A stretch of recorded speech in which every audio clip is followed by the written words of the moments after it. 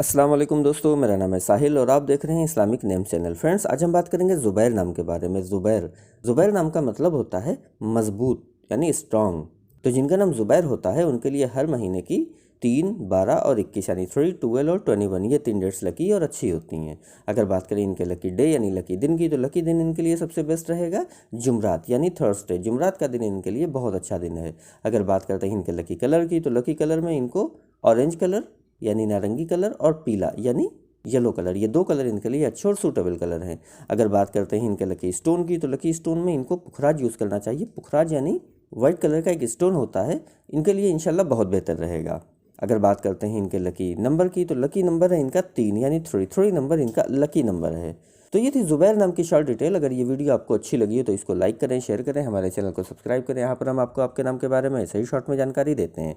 अगर आप किसी और नाम के बारे में जानना चाहते हैं तो कमेंट बॉक्स में उसका नाम लिखिए, बहुत जल्दी आपको उस नाम पे वीडियो मिल जाएगी।